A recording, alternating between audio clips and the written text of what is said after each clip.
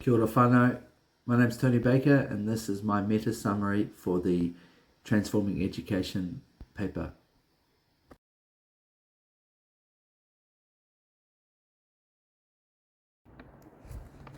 Yeah, I really just wanted to talk a little bit about narrative identity and conscientization. Interesting for me to explore my own identity within education. That the first, the big project, the main project in module one was sort of exploring those elements of our identity, our narrative identity. Where do we see ourselves in education? Where do we see education in ourselves? Obviously, my background, my mum is a teacher, so that's been a massive part of my vocation in education. But also exploring my own identity in terms of my family history. I'm Tauiwi, Pākehā, exploring privilege and understanding some of the impacts, or the influences that my heritage would have had on my identity and the way that I view the world.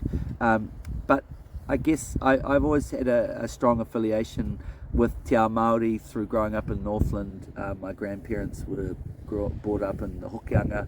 I grew up in the Bay of Islands, and I've always kind of been attended bicultural and worked in bicultural schools. So I feel that Te Ao Māori, or an emphasis of Te Ao Māori in my own education identity is a core part of who I am as a teacher. And there's definitely been but the real connection came for me to Te Ao Māori and Kaupapa Māori as a sort of framework was when I attended Waikato University to do my teacher's training.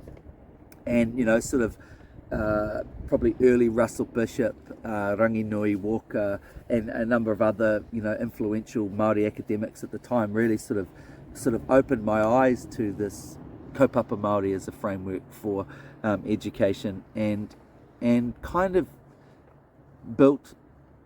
instilled a sense of sort of empathy.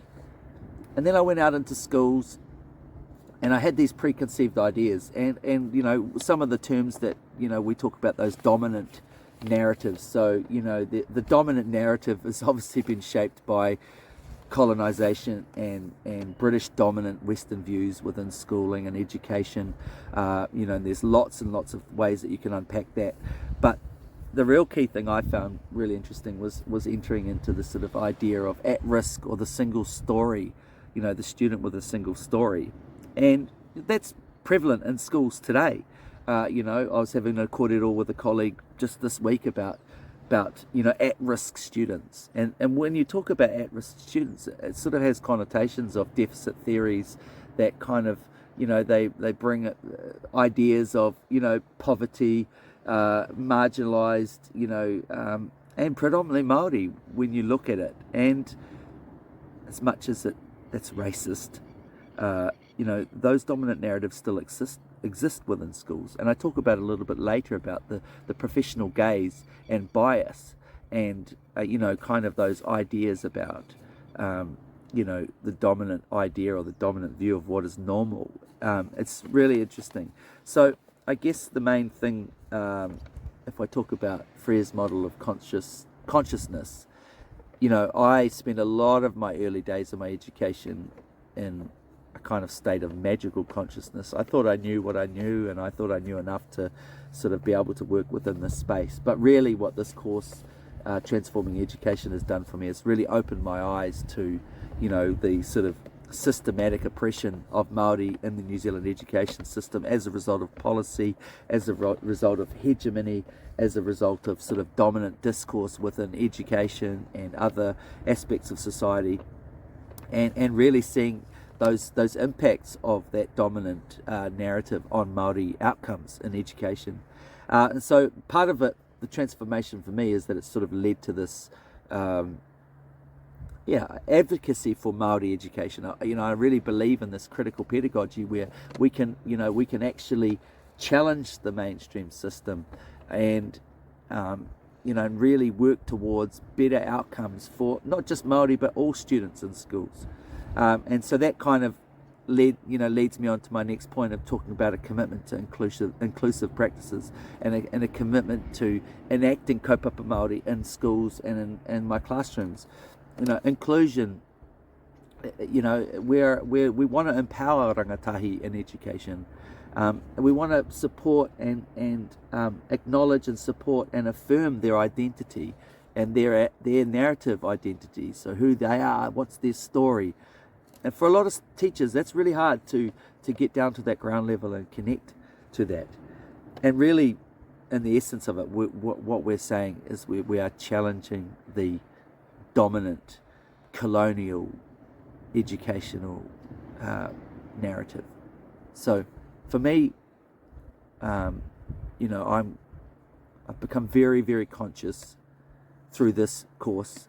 It's really reinforced a lot of the ideas that I had about education before, and my position in education. And I'll talk a little bit later on, but I really feel that, you know, I'm very confident as moving forward into what space that I can, you know, what skills I can offer, and what you know, what knowledge and identity that I can bring and I can share in education moving forward in New Zealand. Just wanted to talk a little bit about Te Reti o Waitangi.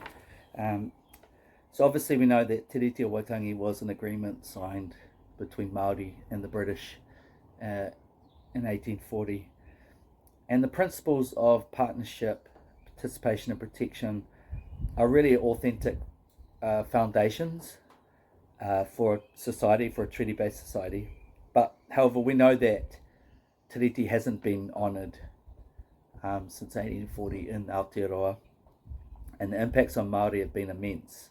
The loss of connection to land, over 4 million acres of land was confiscated from Māori. You know, land is, you know, it's a connection, whenua is a connection to home, it's a connection to their whakapapa, their maunga, their awa, their moana, you know, all of those historical whakapapa connections back to those natural taonga that sort of ground somebody's identity in te ao Māori. Moana Jackson says, he whakaaro kāinga tika. For Māori, land was sort of a righteous sense of being at home. So lots of spirituality there. Obviously also at the hands of not honouring Te Reti, there's been a significant loss in language, culture. You know, language is a connection to Te Taiao, through Matauranga, through Te Taiao, through Maramataka. Language was through Pūrākau, passing down stories, myths, legends, learnings from the past. So the loss of language for a culture of you know, of an oral history has immense impacts. And we know that there was a near collapse of te reo speaking in Aotearoa. I think in 1980 it was something like less than 20% of Māori in New Zealand spoke te reo. So all of these things are at the hands of the British Crown, the colonisers, and obviously te reo was replaced by the language of the colonisers. You know, Moana Jackson also talks about the post-World War II recolonisation of Māori through neoliberal policies, and it led to that sort of a near collapse in Māori culture in Aotearoa. So, and then I suppose from a Te Reti point of view, one of the big things that I've always, you know, talking about advocacy, and, you know, in other papers that I've studied, and also like Brian's mahi around interpolation and power, looking at some of those sort of counter interpolators or people writing a counter narrative identity, talking about you know, advocates for Māori rights, Māori land rights. You know, Dame Whitney Cooper had a massive impact on me when I was a child. You know, seeing her I grew up in the Hokianga, Bow Islands area. You know, I performed at Kapakara, Te Taitukoro Kapahaka Festival. You know, Dame Whitney Cooper was in the front row. I remember researching and doing a project on her, so she had a profound impact on me for my first sort of interaction with Te Ao Māori at school. Obviously later on, and as I've been doing a lot of research over the last few years, Ngā Tamatoa and the impact that they had on, you know, raising awareness about cultural, spiritual Māori rights, around language, around you know, self-determination, and so on, and obviously really laying the foundation for revitalization of te ao Māori, te reo Māori, Māori culture, and all those key elements.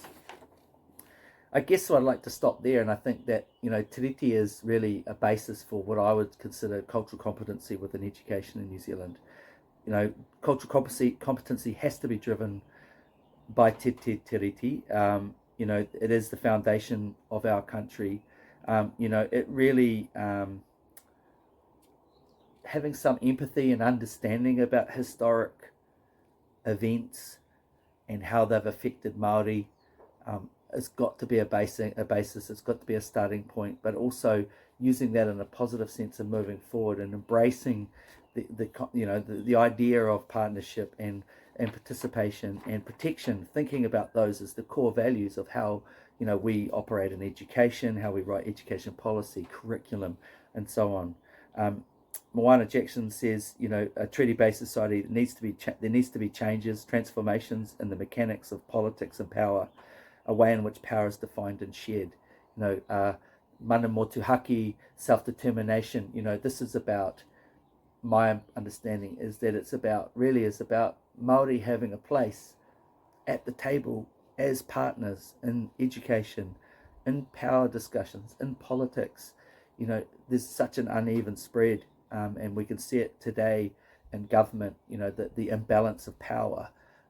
You know, there's lots and lots of examples. You know, we could talk about, you know, where Māori, you know, Māori rights are being diminished at a rate of knots in this current government that we have.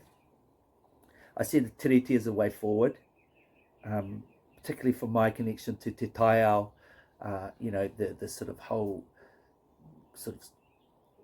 spiritual and natural elements of working within the environment.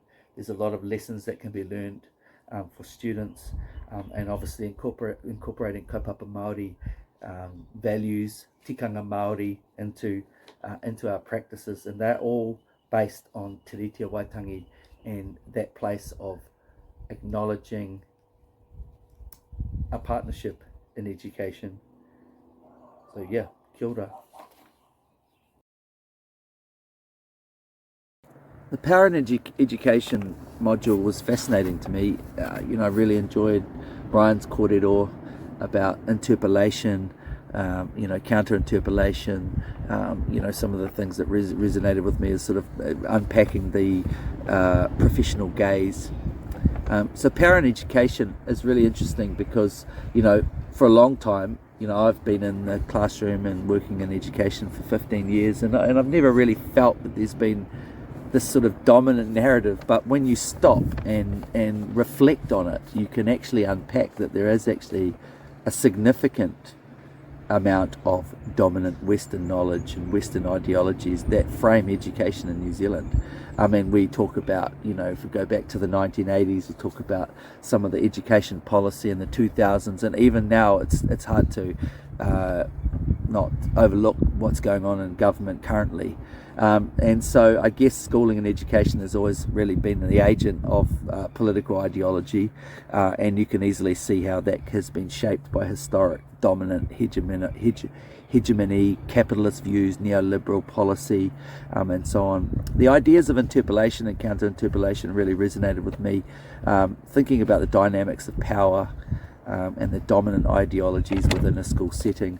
And I guess the main thing was that I really resonated with me was that I'm, as a dean, as a pastoral caregiver in a school, I play the role of the interpolator. So I'm out there in the school, you know, sort of influencing and shaping student behaviour and expectations in line with the school's rules or the system's ideas about, you know, what is normal behaviour, what is acceptable behaviour. Which really reflects an epistemological power dynamic within the school or within the New Zealand education system. So it's been interesting for me to reflect on that, because it's something that, you know, I kind of was always aware of, but I never had a name for what it was. And that leads me into my second point, is about the professional the professional gaze and bias. We're often in schools, expected to make professional decisions, and it's really, really hard. So even though if we try and maintain objectivity, bias is always going to influence our decisions, the way that we interact with people, the way that we interact with knowledge, school systems, all of that sort of stuff. One of the things that's really fascinating with this power dynamic and interpolation within the school and get with the program kind of idea was that our school whakatauki is He Waka Eke Noa, and which really is a fantastic whakatauki. We are all in the waka together. But really then if you unpack that is, what is the waka? The waka in lots of ways could be seen as the education system or society in general. And so, thinking about, He Waka Eke Noa, it kind of, it emphasizes inclusivity in education, but it kind of, in lots of ways, it restricts individual expression within education, and it doesn't really allow for much resistance, which is kind of the counter interpolation. I was talking to Brian about this. I felt that there's a lot of examples in schools where kids are resistant. There's definitely lots of examples where students, are not, they might be resistant or breaking the rules without, things that are out of their control. So it could be truancy, it could be uniform. Those sorts of things are sometimes, often out of students' control. But in this situation, there's definitely an opportunity there, and we talk about sort of defiance, and we can always relate lots of students and examples of defiant behaviour. And I guess it's kind of an interesting, so students can be defiant against school rules and resistance, and they challenge the system. And so it's really interesting for me to think about, the counter-interpolation kind of concept.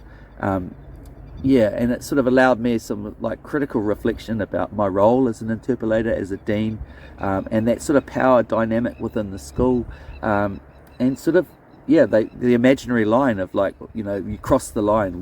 This is normal accepted behaviour, and this is abnormal or not normal accepted behaviour. So really, I think once again I go back to these inclusive practices that recognise the sort of dynamic nature of power within schools, and also acknowledging that every single student, teacher, school leader, academic within the university space is going to have some form of bias that is going to influence the way that they interact with others. So, kia ora.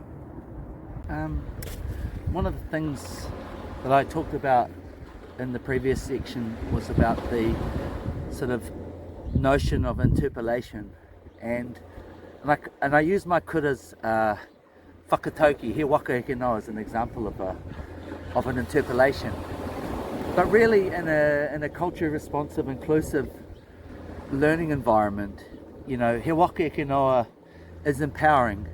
I said it wasn't unifying, and I said it was kind of maybe stifled a bit of individuality. But in the same breath, my kura, like many kura across Aotearoa, embracing that whakatauki, embracing te ao Māori into our school kaupapa, our philosophy of how we run our school. So it could be seen as a negative thing, saying, are you in the waka? Are you showing your waka values? You need to get in the waka. But actually, really, it is actually unifying. It's allowing us some collective identity as a school. There's something like 700 kids at my kura, and all of them can sing the school waiata, He Waka Eke Noa. Every day we engage in shared kai and embracing the concepts of whanaungatanga, karakia, tikanga Māori. We're embracing tikanga into our classrooms. Students are speaking te reo and understanding some of those intricacies of te ao Māori within the learning environment. So I think that one of the things is that, as much as it could be seen as an interpolation, the notion of the whakatauki, He Waka Eke Noa, is unifying and embracing of kaupapa Māori in an education setting, and tikanga Māori in an education setting.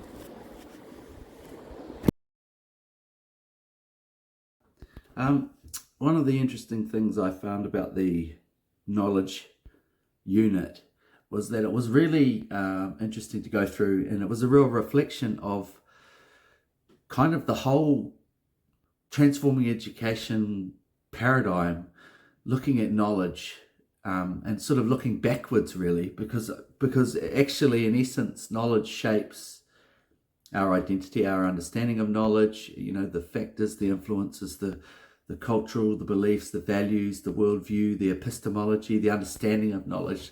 That really shapes our identity. And then if you look at tiriti and knowledge, it's really interesting because, really that was a clash of two very different knowledge systems. Those first encounters between Māori and the British settlers, and then eventually the Crown. That was two real different worldviews about the world, the physical world, the spiritual world. And we know that in the British Western context, that knowledge, traditional knowledge or indigenous knowledge, was disregarded. So it's interesting to look at knowledge from Tiriti's point of view and perspective. Even today, there's examples of a clash of ideologies around knowledge in terms of some of the policy that's been passed through government currently. Also really interesting looking at power and knowledge and how those two key notions or modules, concepts within the course kind of interrelate. The dominant Western knowledge systems, the dominant Western scientific knowledge systems, the sort of influence of knowledge on power within decision making, within governments, within making education policy. So and there's definitely a dominant power relationship with knowledge that's come from the Western system, right back to the sort of imperialistic, the expanding of the empire and colonization. Colonization in itself is a dominant view on society, knowledge, and that colonization is about suppressing or being the dominant force. So in terms of power and knowledge, that was quite interesting for me too. It was interesting to go through the readings and to see particularly the experiences of the case studies, reading particularly the experiences of many different Indigenous peoples, and the similarities between their experiences of colonization. The loss of language, the language of the colonizer being the dominant sort of ideology in schooling and education policy, the lack of consultation and interaction with community, Indigenous space, building a relationship and building that connection is the foundation for anything moving forward. So in terms of looking at those knowledge systems and the impacts of colonization in the African countries and the South and Central American countries, obviously if we come out to this Australia, Aotearoa, you can really start to see some of those dynamics and the sort of inequities and inequalities between acceptance of knowledge. Moving into the space of Mātauranga Māori, really I feel that Mātauranga is a traditional knowledge system that's been passed down, for hundreds of years, right back, dating back to Hawaii for the Polynesian explorers and the voyages, and the sort of scientific basis of that, but the interrelationship between the science and the natural world and the spiritual world for Mātauranga is immense, and that is the real foundation. And that was the conflict. If you're looking at power, that was the conflict, because obviously traditional Western knowledge systems, yes, they were based on religion, Christianity, but also they were based on science and knowledge being something that was tangible and out there to be found. Indigenous communities were sources of knowledge, but they were to be observed and there was never really traditionally ever a mechanism to work with Indigenous communities. So if you're looking at Mātauranga Māori,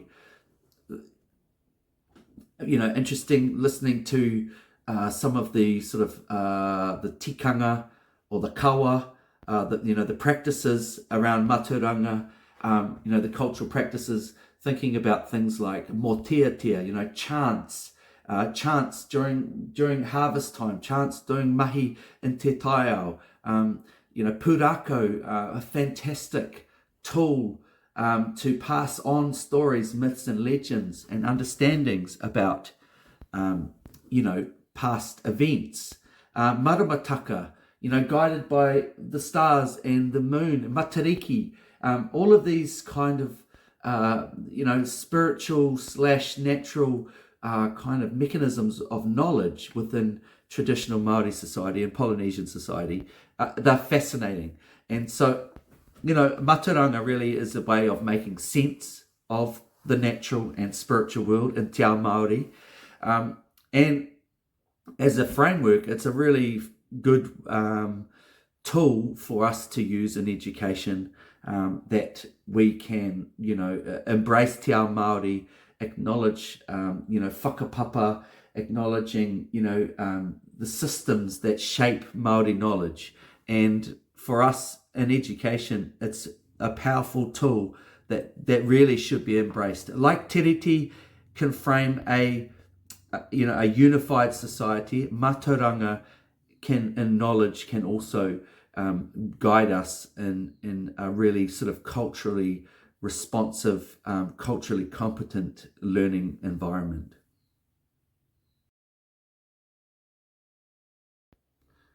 Ngā mihi.